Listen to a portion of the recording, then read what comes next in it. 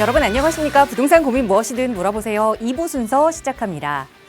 소비자 심리지수가 1년 만에 100 아래로 떨어졌다고 합니다. 이 말뜻은 앞으로 경기가 좀 안 좋아질 것이다 라고 예상하시는 분들이 많아서 이 경제 심리가 비관적으로 돌아섰다라는 뜻이라고 하네요.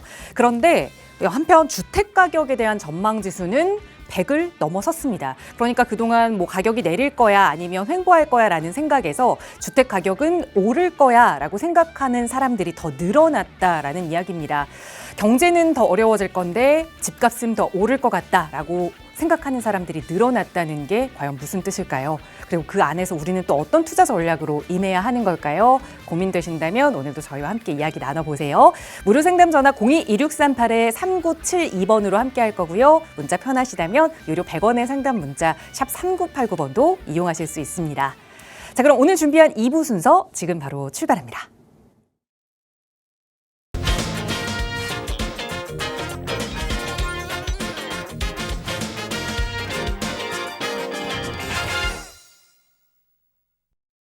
네, 목요일 2부 이 시간 또 함께해 주실 전문가 바로 소개해 드리겠습니다. 국토개발연구소 이윤환 대표 나오셨어요. 대표님 어서 오세요. 네, 반갑습니다. 정규신 시청자 여러분, 자, 목요일 2시에 찾아오는 이윤환 박사입니다. 자, 어쨌든 날씨가 굉장히 좀 좋아요. 예, 활동하기도 좋고. 근데 이 시간만큼은 또 여러분들이 TV를 통해서 고민을 어떻게 해결해야 될지를 조금 찾아가는 시간입니다. 그래서 많은 고민이 계신 분들은 바로 전화를 주셔서요, 속 시원하게 이 시간을 통해서 해결 지으시길 바라겠습니다. 네, 어떤 고민이라도 괜찮습니다. 부동산과 관련된 고민이라면 저희와 함께 이야기 나눠보세요. 나가고 있는 무료 상담 전화로 방송 시간 통해서도 성심성의껏 전문가의 답변 드릴 거고요. 또 이 재개발 투자와 관련해서 여러 가지 고민도 하고 공부도 하고 계시는 분들 정말 많으시죠. 그래서 그 공부를 조금 더 체계적으로 전문가와 함께 하실 수 있도록 무료 세미나 시간도 준비하고 있습니다. 이윤환 대표와 함께 하실 수 있는 시간 수요일에 좀 준비가 되어 있는데요. 세미나 안내 먼저 부탁드릴게요, 대표님. 네, 자, 세미나, 일단 이제 아무래도 이제 방송이 아닌 오프라인을 통해서 이제 직접 대면하는 무료 세미나입니다. 자, 세미나는 저는 항상 일석오조라고 표현을 할 정도로 세미나에 오셔서 얻어가시는 게 굉장히 많을 것이다 라는 부분인데요. 항상 첫 번째 얘기가 여러분 건강이에요. 건강을 생각해서라면 움직이셔야 돼요. 어디로 움직이느냐, 정처 없이 움직이는 게 아니라 세미나를 오시게 되는 그 발걸음 자체가 굉장히 여러분들한테 건강에 도움이 될 거다라는 부분이고, 여러 가지 내용을 알려드려요. 지금 한강변 수액 투자에 대한 이야기도 하겠지만, 여러분 갖고 있는 고민들, 또 부동산 시장의 흐름, 여러 가지 여러분들이 갖고 있는 모든 것들을 좀 물어보고 또 알아가는 시간이니까요. 날씨 좋습니다. 어쨌든 여러분들 건강도 또 여러분들 부동산에 대한 지식도 쌓으실 겸 해서 많은 분들 세미나에 오시면 좋을 것 같습니다. 네, 수요일에 함께 하실 수 있는 시간이니까요. 선착순으로 접수 받고 있습니다. 나가고 있는 번호로 문의 주세요. 한강변 재개발 투자에 대해서도 공부하고 또 여러분 가지고 계시는 고민 오프라인에서 이야기 나눠보실 수 있는 귀한 자리니까요. 많은 분들 함께 해보셨으면 좋겠습니다. 자, 오늘 2부도 여러분의 고민 만나보기에 앞서서 먼저 또 부동산 시장의 동향들 잠깐 살펴보는 시간 가져볼 텐데요. 다주택자 양도소득세 중과 배제를 적용하는 시기가 5월 9일까지 모든 게 다 완료가 됐어야 하는데 이제는 신청만 한 것도 허락을 해주겠다라고 좀 연장이 됐죠. 그러다 보니 이 부동산 시장이 막판 거래로 조금은 움직임이 있는 모습인데요. 다만 이 기한이 끝나고 나면 거래가 실종될 것이다라는 예상들이 많이 있습니다. 매매도 많이 줄고 전월세 거래 매물도 많이 줄고 이 상황에서 그럼 나는 어떻게 또 투자 전략을 세워야 하는지 오늘은 그 이야기를 대표님과 나눠볼게요. 전해주시죠. 네. 자, 그렇습니다. 일단 기본적으로 이제 5월 9일을 기점으로 양도세 중과가 된다고 하는데 고민이 많을 거예요. 사시는 분들도 고민, 파시는 분들도 고민.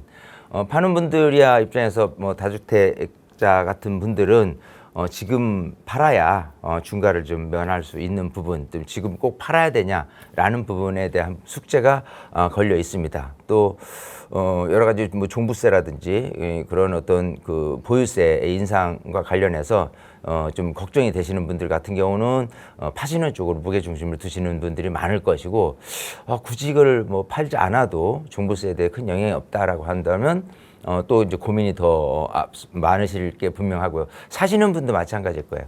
가격이 좀 많이 빠져 있으면 좋을 텐데 막상 내가 사려는 그 아파트가 어떤 부동산이 그렇게 가격이 빠져 있지 않다라고 하다 보니까 아무래도 이 서로 파시는 분과 사시는 분에 대한 접합점이 서로 이제 생각이 전혀 틀린 부분이 현재 모습. 5월 이후에 어쨌든 양도세 중과를 한다 하니까 그 이후에 변화되는 모습 생각해 보면 좀 걱정이 많으실 텐데요. 저는 이렇게 생각합니다.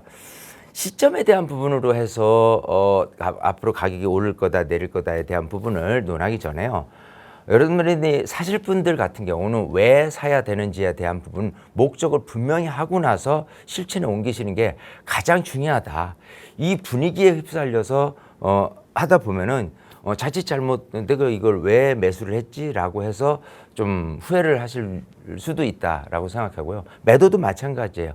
분명한 목적하에 매도를 하는 것이지 굳이 팔 이유가 없는데 중과가 두려워서 파신다라고 하는 것이 조금 맞지 않는다 생각하기 때문에 매수든 매도든 분명한 어떤 목적과 원칙하에 좀 이렇게 실천을 옮기셔라 이렇게 말씀드리고 싶습니다.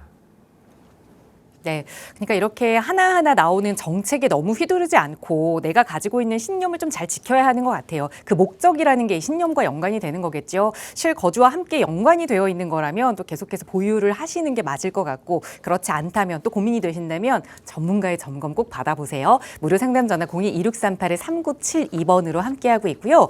또 오늘은 이윤한 박사의 특강 시간을 좀 마련했습니다. 이렇게 부동산 시장이 여러 가지 좀 안 좋은 면도 들리고 또 걱정도 많은 시장임에도 불구하고 끊임없이 그 위상을 유지하고 있는 것 하나를 꼽으라고 하면 바로 많은 분들이 이 한강변의 아파트를 꼽으실 텐데요.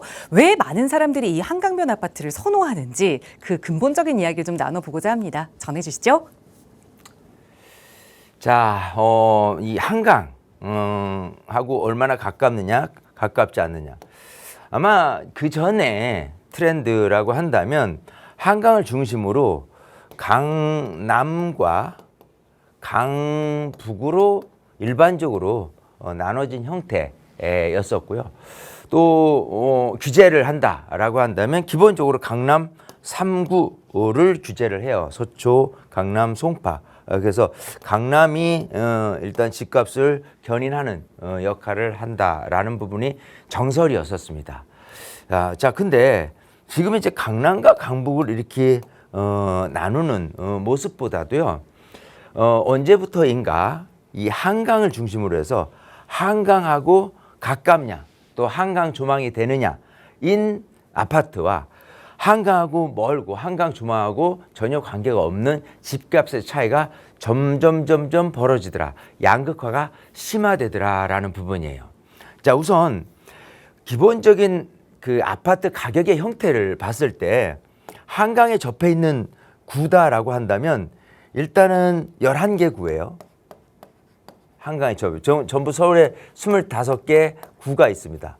그러니까 한강에 접해 있지 않은 구는 14개 구고. 자, 11개가 일단은 강북 쪽에 위치한 곳부터 보면은 마포구, 용산구, 성동구, 우리가 흔히 뭐 마용성이라 불리는 곳이 이 한강변에 위치한 구다.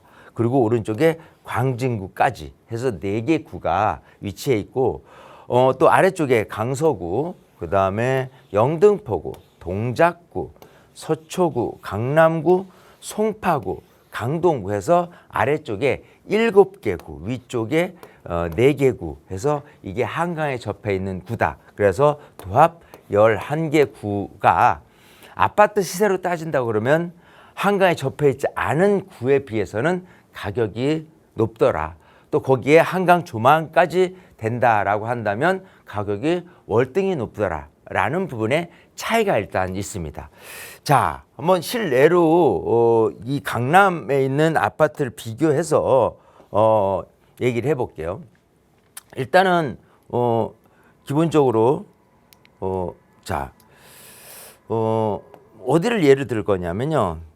대치동 동부 센트레빌을 예시로 들 거예요. 예. 여기는 아파트 대비 공시지가로 따진다면 가장 높은 곳이 될 거고요. 또 여기는 압구정 신현대 아파트를 예를 들어볼 겁니다. 둘 다 평형은 55평을 예를 들 거고요. 자, 현재로에서 거슬러서 5년 전에, 자, 2021년 상황을 놓고 봤을 때 가격이 얼마였었냐라고 한다면, 대치동에 있는 동부 센트레빌 아파트 같은 경우에 55평은 39억이었었고요. 이쪽 압구정의 신현대 아파트, 물론 이제 재건축에 대한 기대치도 있어서 가격이 막 오르던 참이었지만 어쨌든 이게 45억이었었어요. 자, 55평 똑같은 평형의 가격이 39억 대치동부의 센트레빌, 그리고 압구정 신현대 아파트 경우는 45억, 고작 6억 차이가 났었던 과거 5년 전의 모습에서 현재 모습으로 딱 이렇게 비교를 해보면 현재는 얼마냐라고 한다면, 이 대치동의 동부 센트레빌 같은 경우 55평이 55억이 됐어요. 자, 평당 1억의 가치가 됐죠. 자, 근데 압구정 신현대 아파트는 55평이 얼마냐면 110억이에요. 자, 물론 이제 재건축에 대한 희망에 섞여서 가격이 오른 탓도 있지만, 이렇게 한강변과 한강하고 멀리 떨어진 가격 차이가 5년 전에 불과 6억 차이에서 지금 현재는 배가 차이 나는 거예요. 예, 기본적으로 55억의 차이 납니다. 이 차이 자체가요, 옛날 6억과 55억은 거의 10배가 뛰었다라고 보면 될 겁니다. 자, 이런 식으로 점점 한강변과 한강하고 멀은, 그러니까 곳의 이 차이, 그러니까 아까 얘기한 대로 이 강남과 강북 뭐 이런 부분으로 논할 가치보다도 한강변과 비한강변에 대한 가격 차이가 점점 벌어지고 있습니다. 실내로 지금 압구정을 예를 들었는데요. 마찬가지 경우에요. 이쪽 뭐 한강변에 있는 서초구의 이 반포동에 있는 아파트, 그리고 아래쪽에 있는 서초동이라든지 뭐 양재동이라든지 이런 쪽에 있는 가격 편차, 그리고 마찬가지 송파의 잠실의 쪽에 있는 한강변에 있는 아파트와 가격과 안쪽에 있는 아파트 가격에 대한 편차가 비슷할 정도로 상당히 점점 벌어지고 있습니다. 마찬가지 강남만 예시로 들 게 아니고요. 전체적으로 한강변, 예를 들어 아까 같은 경우 이 마포구, 또 용산구, 성동구, 광진구를 예를 든다고 하더라도 한강변에 있는 동, 예를 들어 광진구는 뭐 자양동이 여기에 속할 것이고, 또 성동구 같은 경우는 성수동이 예를 들 것이고, 또 용산구 같은 경우는 이촌동이라든지 한남동이라든지 이런 것들이 또 마포 같은 경우도 이 망원동이라든지 이 합정역 근처에 있는 곳 같은 경우에 가격과 그렇지 않은 곳의 가격이 점점 벌어지더라라는 부분입니다. 자, 이거는 이제 현재 아파트 시세적인 관점에서 얘기를 들었는데, 여기 같은 경우는 일단은 한강을 남쪽으로 바라보는 측면에서 더 이 조망권이라는 부분이 오히려 이 강남에 있는 곳보다는 훨씬 유리하게 작용을 하기 때문에 그 가격이 생각하는 것보다 더 많이 뛸 가능성도 있다 생각을 하는 거예요. 보통 이제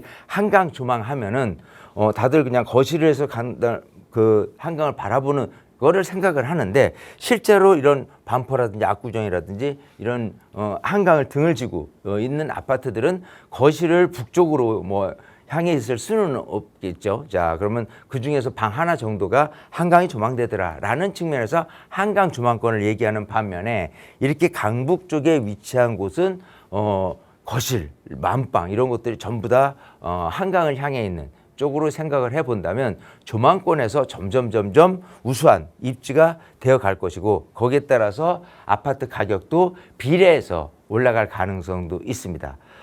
추가적으로 지금 아파트만 얘기를 했지만 나중에 이제 재개발돼서의 아파트가 되어질 곳라고 따진다면 그런 곳이 훨씬 더 유망할 것이 아니겠느냐 생각을 하는 거예요. 예를 들어서 어떤 빌라를 투자하는 데 있어서 같은 광진구 아니면 성동구 또 용산구 또 이렇게 마포구 아니래도 어떤 재개발에 이제 빌라를 한다라고 했을 때 이렇게 한강 접해 있는 곳에 있는 빌라와 그렇지 않은 곳에 있는 빌라의 가격 차이는 현재는 그렇게 많이 차이 나지를 않을 거예요. 물론 이제 사업 진행 속도에 따라서도 가격의 편차는 있겠지만 언젠가 사업을 진행을 한다, 재개발 사업을 진행한다라는 측면에서 봤을 때는 뭐 일단 가격 차이가 그렇게 큰 차이는 없을 거라고 지금은 보여요.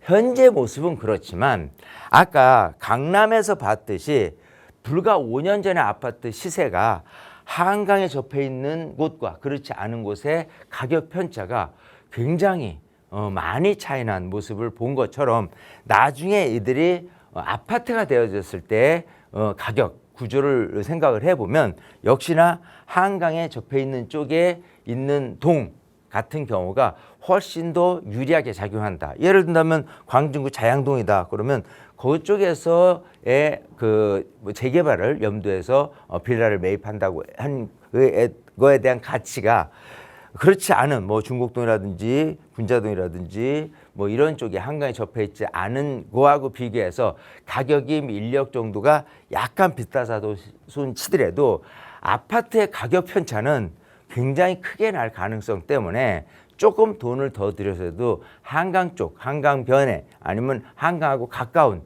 쪽에 있는 빌라를 매입하는 게 향후에 시세 차익을 크게 거둘 수 있다라고 생각을 합니다. 그렇기 때문에 투자적인 관점이 항상 지역 우선이긴 하는데 지역 중에서도 강남과 강북을 논하지 말고 트렌드가 점점점 한강변, 비한강변이라는 부분에 초점을 맞춘다면 여러분의 투자할 선택 지역 같은 경우는 한강변에 조금 더 관심을 깊게 보고 판단하는 것이 좋겠다. 이 말씀을 드리고 싶습니다.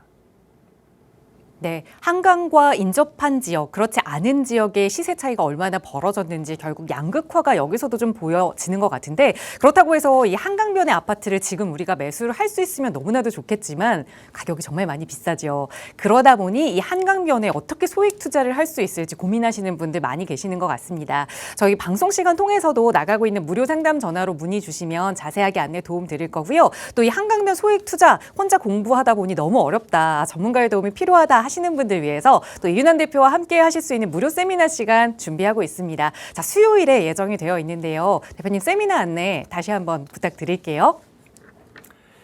자, 그래요. 뭐 일단은 지금처럼 한강변에 대한 내용을 좀 말씀을 드렸는데 이거는 좀 러프하게 앞으로 향후 한강이 이렇게 좋아질 것이다라는 부분이 있지만 세미나에 오시면 좀 더 구체적인 금액적인 비교를 해드려요. 내가 여기를 얼마에 사고 실투자금은 얼마 들어가는데 나중에 이제 아파트가 되어지고 나서 얼마의 이익이 될 것이다. 얼마 기간 동안 이거를 생각을 해본다면 내 투자금 대비 효과성에 대한 부분이 얼마나 차이가 벌어지는지에 대해서 지역적으로 이제 사례를 들어서 이제 분석을 해 나갈 겁니다. 그렇게 된다면 여러분들이 그냥 단순하게 감으로 어떤 투자적인 방식을 공부하는 게 아니라 금액적인 수치를 갖고 수학적이고 과학적으로 조금 더 바라보는 시각으로 공부를 하게 될 것이기 때문에요.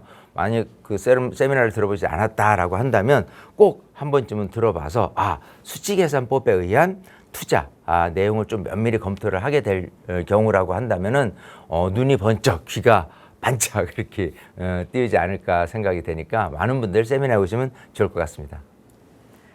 네, 여러분이 생각하고 계시는 그 투자 자금에 맞춰서 또 계획을 세워보고 지역도 분석해 볼 수 있는 귀한 시간이니까요. 수요일 함께하고 싶으시다면 나가고 있는 번호로 문의 주세요. 자세하게 안내 도움 드릴게요. 자, 또 오늘 방송 시간 통해서도 계속해서 여러분의 고민 만나보겠습니다. 2부 첫 번째 시청자분 전화 연결해 볼게요. 여보세요? 네, 여보세요? 안녕하세요. 반갑습니다. 네, 안녕하세요. 네, 시청자님 네, 어떤 네, 고민 이야기 나눠볼까요? 예, 저는요, 네. 독립문역에 경희궁 롯데캐슬을 네.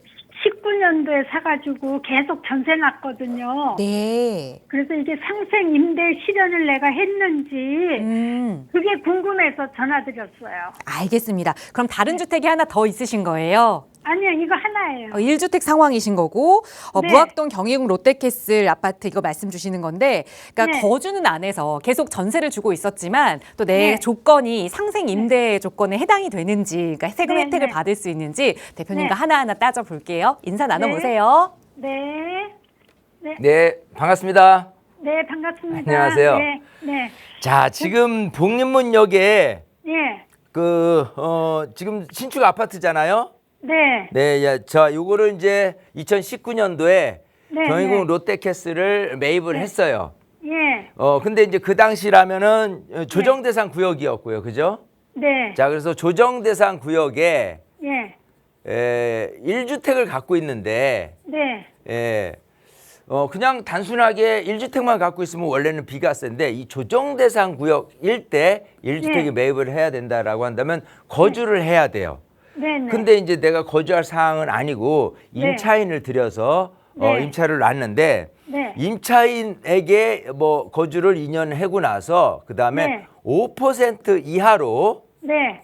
임대료를 상승을 시키고 이하로 네. 예, 그러고 예. 나서 더 연장해서 네. 했다라고 하는 조건 자체가 상생 임대주택에 들어가는 거예요. 네. 자, 그러면 재계약한 게 시점이 언제였죠? 제가 이제 처음부터 말씀드릴게요. 네네네. 1차 계약, 신의 1차 계약은 네. 19년 9월 30일 날 해서 네. 21년 9월 29일 날 나갔고요. 예. 네, 그 다음 2차 계약은 예. 21년 10월 10일 날 해서 23년 5월 30일 날 나갔어요. 19개월. 예. 19개월 살고 그게 6억하고 월세 110만 원. 네네. 그 다음에 3차 계약이 네. 이제 5% 미만 하라 그래가지고 23년 5월 30일 날 해서 25년 5월 29일 24개월 했어요. 네. 예, 그게 6억 3천. 네. 예, 그 2차, 3차 그걸 내가 상생임대 실현을 했는지 그게 네. 궁금해요. 네. 결론은 상생 임대주택에 해당이 돼요. 아, 네. 자, 요거를 아까 시점을 이렇게 봤고요. 예, 이 시점은 2021년부터 상생 임대주택 얘기가 나왔고 네, 제대로 갖춰진 건 2022년부터 출발을 합니다. 네, 자, 상생 임대주택에 대한 혜택은 올해 말까지로 돼 있어요. 더 연장될지 모르겠지만. 네, 네. 근데 이 안에 지금 5% 네. 이내로 예. 지금 아까 6억에서 6억 3천이니까 딱 5%만 올리고 네. 그 다른 세입자를 통해서 이제 그 5% 이내로 올리고 나서 이렇게 네. 저 세입자를 맞췄기 때문에 네. 우리 시청자님은 100% 상생 임대 주택에 해당돼요. 아, 그래서 그래요? 거주를 하지 예. 않아도 네. 비과세를 받을 수 있는 부분이 돼요. 아, 자, 그래요? 근데 또 하나는 네. 자, 이거를 파시려고 해요? 예? 매도를 하실 계획이신가 이거죠? 아, 지금은 아니고 이거를 확실하게 알아두고 이제 한 2년 후쯤 매도하려고요. 네, 왜냐하면 예. 제가 그 말씀을 드리고 싶은 거예요. 예. 지금 시세가 얼마 정도 해요? 지금 저 18억에 내놨더니 네. 5천만 원 깎더라고요. 아, 그래요? 예, 그래서 그냥 다시 또 임대 놨어요, 지금. 예, 잘 하셨어요. 왜냐하면 예. 이게 지금 독립문역 바로 초역세권에 있잖아요. 네, 네. 물론 세대수는 195세대이지만 예. 이 근처의 아파트, 새 아파트가 상당히 귀해요. 예, 예. 그리고 금액이 네. 여기 아래쪽에 서대문역 쪽으로 가다 보면 경희궁 자이 있잖아요. 예, 예. 여기가 상당히 비쌉니다. 네. 예, 여기에 비해서 예. 실속 있게 새 아파트에서 거주를 한다라고 한다면 지금 18억에서도 더 네. 가격 상승 여지는 있다는 소리예요. 아, 예. 예, 왜냐하면 경희궁 자이가 워낙 가격이 세다 보니까 여기를 가격이 세서 네. 좀 이렇게 피해서 가격에 네. 따라서 움직이는 게 이 3호선 라인 지금 얘기한 네. 독립문역부터 무학재, 홍제역, 노본 쪽으로 해서 가격이 이어져 있어요. 네, 네. 예, 근데 지금 경희궁 자이하고 바로 인접한 거에다가 네. 또 예. 초역세권 아파트이기 네. 때문에 예. 가격 상승 여력은 조금이라도 더 있기 때문에 저는 네. 조금 아까 뭐 2년 정도 더 있다가 파실 네. 계획이다라고 한다면 충분히 그렇게 하셔라라고 말씀을 네. 드리고 싶은 거예요. 아, 예. 아시겠죠? 예, 감사합니다. 그리고요. 저기 이사할 때 19개월 있었는데 그거 괜찮아요? 괜찮아요. 1년 6개월 이상만 있으면 되는 거예요. 아, 네, 네. 네. 예. 여기 정리해드리겠습니다. 감사합니다. 네, 네.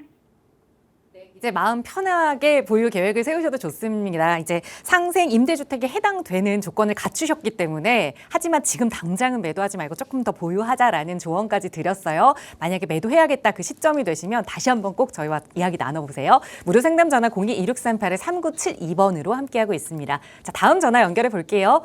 여보세요. 아, 네, 안녕하세요. 안녕하세요. 반갑습니다. 네. 네, 오늘 어떤 부동산 이야기 나눠볼까요?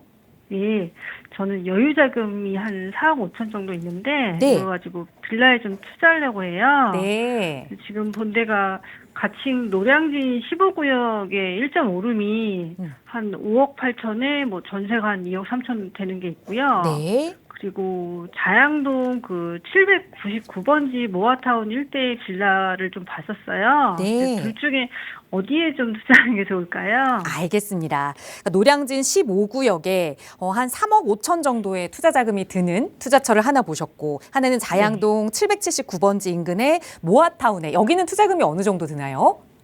여기는 한 7억 중반 정도 되는 것 같아요. 그래서 투자금은 조금 더 세지만 어디가 네. 그러니까 장래성이 조금 더 좋을지 하나하나 비교해 네. 볼게요. 대표님과 인사 나눠보세요.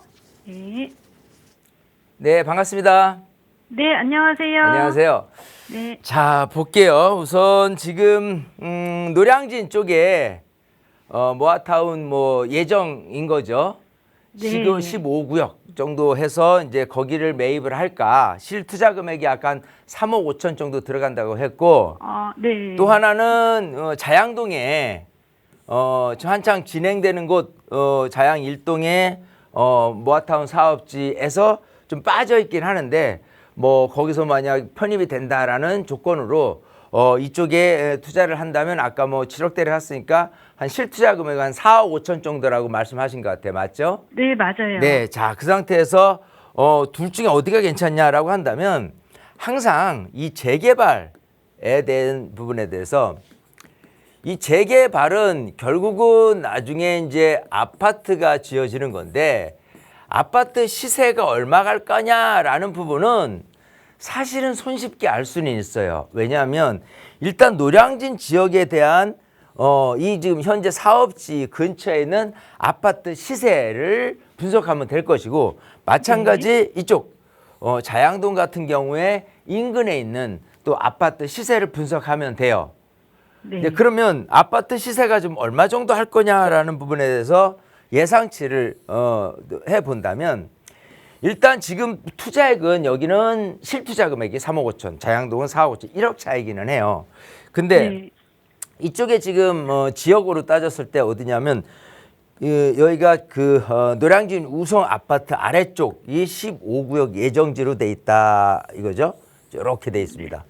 자, 지금 이제 노량진 우성 아파트 물론 오래된 아파트기는 해요. 근데 여기 30평대 기준으로 했을 때는 20억이 안 넘습니다. 지금 한 15, 6억 정도 해요.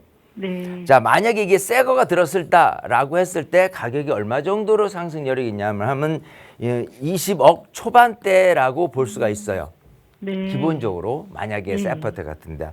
자, 그러면 현재 여기서 금액은 3억 초반에 또 아직 사업이 뭐 지금 가속화되거나 이런 건 아니에요. 지금 이제 사업을 할 예정이다라는 부분에 있어요.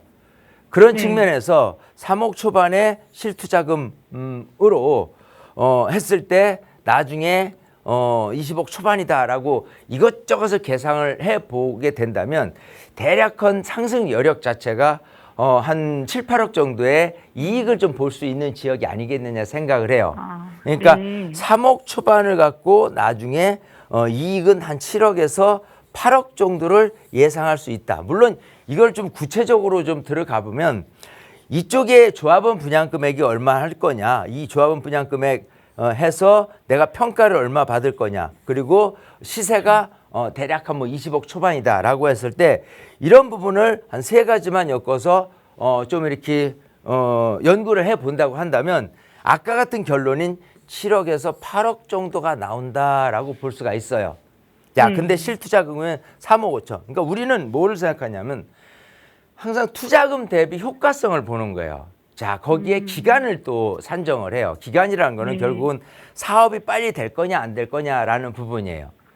자, 일단은 아까 얘기했는데 3억 초반 투자해서 7억에서 8억 정도를 이익을 볼 것이라는 예상을 했는데 그 예상을 뛰어넘은 부분으로 가려면 이 아파트 시세가 점점점 높아질 수 있느냐까지도 분석을 해야 돼요. 자, 무슨 소리냐면 노량진 같은 경우도 지금 이제 재개발이 돼서 막 아파트들이 들어오기는 해요. 그죠?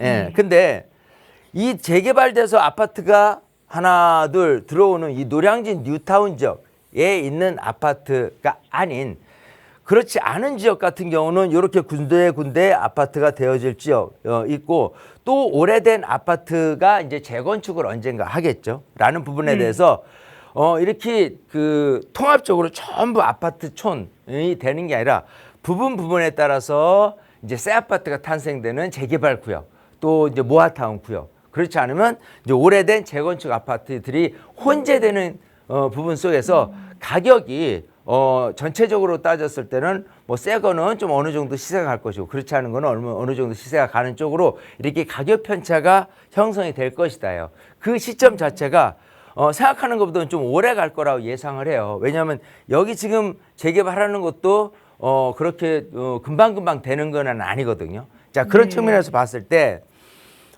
여기가 이제 아까 20억 초반에서 20억 중반, 30억 뭐 그 이상 될 가능성에 대한 부분은 그렇게 높지는 않다. 아까 얘기대로 만약에 전면적으로 노량진이 다 아파트가 들어온다라고 한다면 그건 얘기가 틀려져요.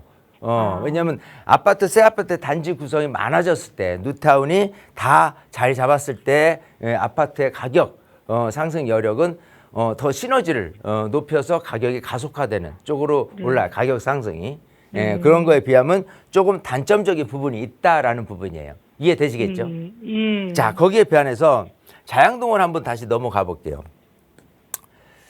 자, 자양동 같은 경우는 일단은 입지 자체가 한강이에요. 물론 이제 한강 조망이 되는 곳, 그렇지 않은 곳으로 나눠질 수 있지만 이렇게 자양동으로 전체적으로 이렇게 보면 이게 자양동이에요. 또 여기는 자양 4동, 여기는 자양 3동, 그리고 자양 1동, 그리고 여기는 자양 2동, 1동, 2동, 3동, 4동 이렇게 나눠져요. 근데 지금 자양동의 모습이 한강 변이기도 하고 신속통합계획으로 3,000세대가 들어오고 또 마찬가지 여기 자양 3동에 있는 아파트 단지 구성 또 그렇지 않은 곳까지도 신통계획이라든지 재개발 사업으로 새 아파트가 들어서는 부분 그리고 마찬가지 자양 2동 같은 경우 한강변에 위치한 A구역, B구역, C구역, D구역 이렇게 있는 모든 곳들이 다 모아타운이 진행되고 있다는 부분이고요. 또 자양 1동 같은 경우도 이쪽 이미 선정돼 있는 곳 말고도 그렇지 않은 곳까지도 지금 전체적으로 모아타운 사업을 하기 위한 주민들의 열기가 굉장히 뜨거운 곳이다라고 볼 수가 있어요. 그러면 어느 순간 전면적으로 이런 아파트 구성이 굉장히 조금 많아졌을 때 본다면 아까도 노량진처럼 순차적인 개발 될 곳 아닐 곳에 비해서 여기 같은 경우는 기본적으로 전면적으로 아파트로 구성될 가능성을 놓고 본다면 여기가 이제 아까 4억 5천 투자 정도라고 했고요.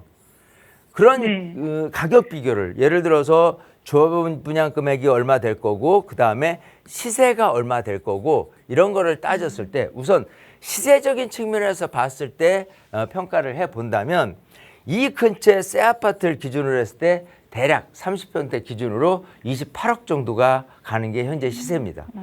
자, 그러면 여기에 들어서는 아파트만 해도 최소한 그 정도는 볼 수 있다. 28억 선이다. 아까 노량진 같은 경우는 제가 20억대 초반, 뭐 22, 3억 정도를 바라본 반면에 조금 더 가격이 올라 있죠.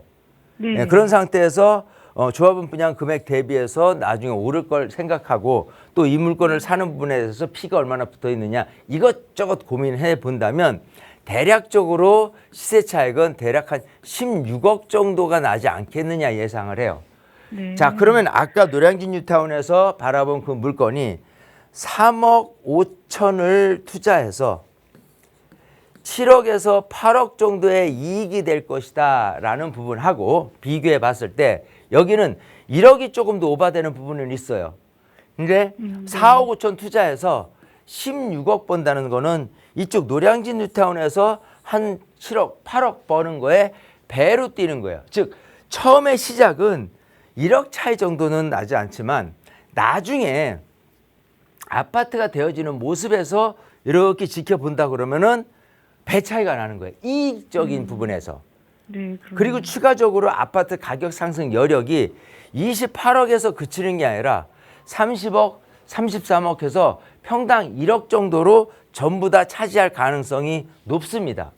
혹자들은 이런 한강변에 있는 아파트들에 대한 시세를 지금 현재 모습에도 평당 1억을 본다는 하지만 평당 1억을 훨씬 넘을 것이다. 30평대를 기준으로 해더라도 50억 이상 될 것이다 라는 그 가치 부여를 하고 있어요. 특히 이쪽에 보면은 성수 전략정비구역 같은 경우도 여기에 재개발돼서 아파트가 들어섰을 경우에 아파트 시세를 얼마까지 보냐라고 한다면 기본 여기서도 지금 50억을 바라보고 있지만 나중에 평당 2억의 가치인 70억까지도 갈 수 있다라는 예상을 조심스럽게 하고들이 있어요. 그렇게 따졌을 때 꼭 그렇게까지 뭐 되면 좋겠지만 그렇게 안 된다 하더라도 아까 28억에 머무는 가치에서 결국은 평당 1억, 33억 그리고 더 올려서 40억, 50억으로 치고 가는 모습 속에서 보면은 현재는 4억 5천 투자해서 16억 정도에 대한 이익을 낼 수가 있어. 노량진 같은 경우는 3억 5천에서 한 7, 8억의 이익은 낼 수 있어. 근데 이 향후의 가치로 따졌을 때 과연 그게 20억 초반대에서 20억 중반, 30억 평당 1억으로 치고 갈 가능성에 대한 부분은 자양동보다는 조금 못하다라는 부분이에요. 왜? 여기는 한강 조망권을 가지고 있는 부분에 대해서 특수한 지역이기 때문에 노량진도 당연히 한강 조망이지만 아까 얘기했다시피 그 한강 조망을 거실에서 바라보는 안방에서 바라보는 한강 조망과 일부 그냥 작은 방 뭐 이런 데서 바라보는 한강 조망하고는 틀리게 작용이 되는 거예요. 네. 이해되시겠죠? 네. 그러니까 그런 측면에서 투자액이 1억 정도 차이 난다 손 치더라도 앞으로 향후 미래 가치나 이런 이익적인 부분 또 기간에 대한 부분도 굉장히 중요한 게 여기 자양동 같은 경우는 지금 분위기가 사업이 굉장히 빨리 돼요. 주민들이 이 분위기가 그래요. 그러니까 주민들의 분위기가 열기가 아주 뜨겁습니다. 그래서 너도 나도 사업을 하고자 하는 그런 그 열정도 욕망도 굉장히 강한 곳이기 때문에 이런 곳이야말로 사업이 굉장히 가속화되고 있는 상황이라고 한다면은 아까 노량진 같은 경우 지금 가칭 15구역이라 하지만 아직 거기는 움직임 자체일 뿐이지 바로 될 거다라는 그런 예상은 할 수가 없거든요. 그래서 네. 분위기가 타고 있는 그러니까 한참 뭔가 여기 좀 사람들의 관심을 가질 정도로 뜨거운 분위기 있는 반면에 사늘한 분위기 아직 움직임이 뭐 있다고는 하지만 곳곳에 옛날부터 누적되어 온 재개발 현장은 당연히 사업이 지금 이제 와서 진행되고 있지만 그렇지 않은 곳들은 그렇게 사업이 막 가속화되는 그런 분위기는 아니다요.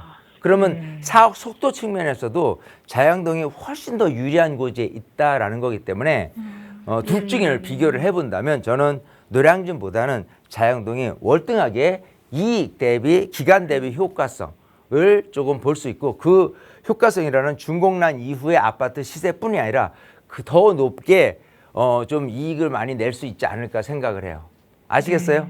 네. 예. 자, 뭐 1억 차이 지금은 좀 크다면 큰 돈이 될 수 있지만 투자금이 뭐 3억 5천이냐 아니면 4억 5천이냐라고 한다면 1억을 더 투자해더라도 나중에 굉장히 많은 이익을 낼 수 있는 곳을 좀 들여다 보시는 게 더 낫겠다. 그것 때문에 세미나에서 이런 얘기들을 해드리니까요. 세미나에 오셔서 조금 공부를 해 보신다고 한다면은 좀 비교가 될 수 있다 생각을 합니다. 아시겠죠? 네, 알겠습니다. 예, 네, 고맙습니다. 여기 정리해드리겠습니다. 네. 네, 내가 가지고 있는 자금 내에서 두 가지 투자처 때문에 고민이 되신다면 어떻게 좀 비교해야 하는지 그 예를 좀 들어드렸으니까요. 잘 참고해 보시고 시청하시는 여러분께서도 고민 있으시거나 또 이런 내용으로 상담 받아보고 싶으시다면 언제든 연락 주세요. 계속해서 다음 전화 연결해 보겠습니다. 여보세요. 네, 여보세요? 안녕하세요. 반갑습니다. 네. 네, 시청자님 어떤 안녕하세요. 부동산 고민 이야기 좀 나눠볼까요? 아, 네. 2020년 2월에 매매해서 네. 가랑 우성 아파트 지금 거주 중이고요. 네. 2016년 5월에 평촌역에 초원 부영 아파트를 매매해서 네. 2018년 9월에 8년 장기 임대주택 신고를 하고 네. 지금 보유하고 있는데 네. 이번에 이제 장기 임대주택 8월 9월 달에 끝나면 음. 팔아야 할지 아니면 보유하고 해야 될지 아니면 팔아서 다른 데로 투자를 해야 될지 그게 또 궁금하고 네. 가랑 우성 아파트 또 앞으로 전망 어떤지 그것도 궁금해요. 알겠습니다. 거주하고 계시는 관악 우성 아파트 향후 전망도 우선 따로 좀 궁금하기도 하고 그보다 이제 가장 먼저 궁금하셨던 건 2016년도에 매수하시고 2018년도에 임대를 놓고 계시는 그 아파트 어디였죠? 아파트 이름이? 예, 평촌의 초원 부영 아파트. 초원 부영 아파트. 네, 이거를 네. 지금 장기 임대 주택을 8년 내 놓으셔서 네, 이제 네, 곧 네. 있으면 만기가 되니까 이걸 좀 어떻게 해야 하는지 한번 그거부터 해결해 볼게요. 대표님과 인사 나눠 보세요. 네, 대표님 안녕하세요. 네, 반갑습니다. 네, 감사합니다. 자, 지금 이제 하나는 관악 우성 아파트를 갖고 계시다고 했고요. 네네. 예, 또 하나는 지금 평촌에 초원마을 7단지 부영 아파트를 네. 갖고 계세요. 그죠? 네네. 자, 요거를 이제 A라고 하고 요거를 이제 B라고 할 텐데 네. 자, 일단은 그 먼저 사신 게 평촌의 부영 아파트예요. 그죠? 네네. 예, 요거를 B가 이제 먼저 사셨어요. 네. 자, 이제 순서를 바꿔야 되겠다. 저기 평촌에 있는 아파트를 먼저 샀으니까 A라고 하고요. 네. 뒤늦게 2020년에 지금 살고 계신 관악 우성 아파트를 B라고 할게요. 네. 자, 일단은 여기 같은 경우는 평촌에 이제 부영 아파트 같은 경우는 일단 주택임대사업자를 등록을 했어요. 2018년도에.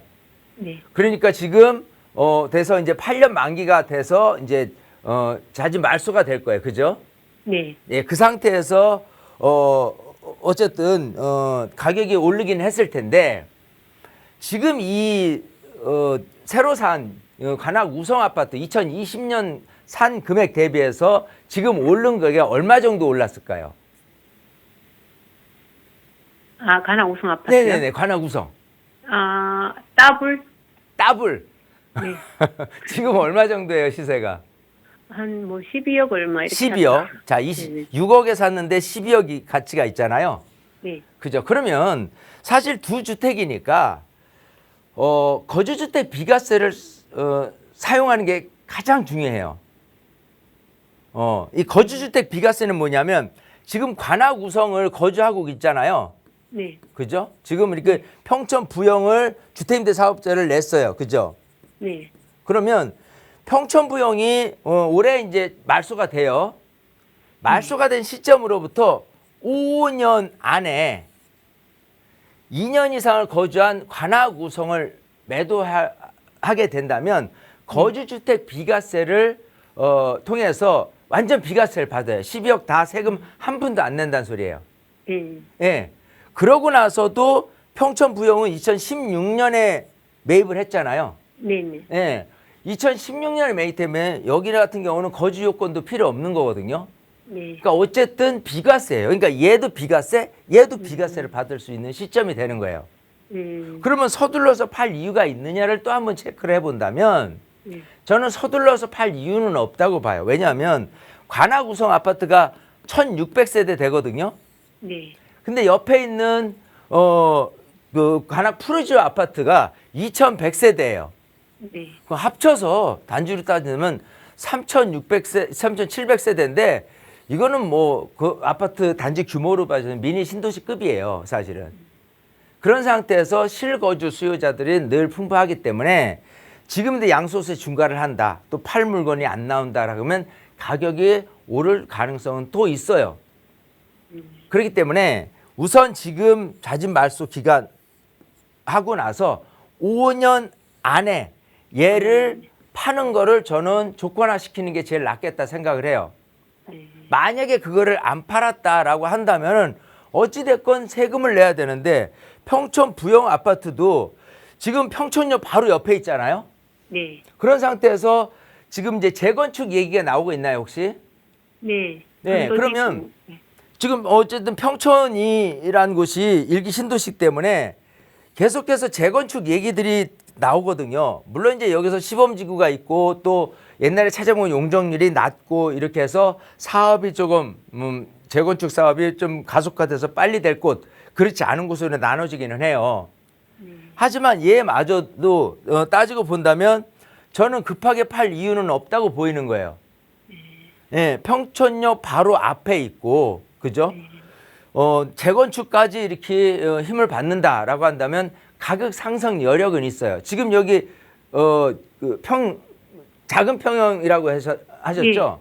예. 이게 지금 시세가 아직 한 5억이 안 될 거예요, 그죠? 예. 근데 재건축 얘기가 나오고 추가분담금 얘기 나오고 막 이렇게 돌게 된다면 여기가 새 아파트가 들어섰을 때 향후 상승 여력은 충분히 훨씬 더 높아요.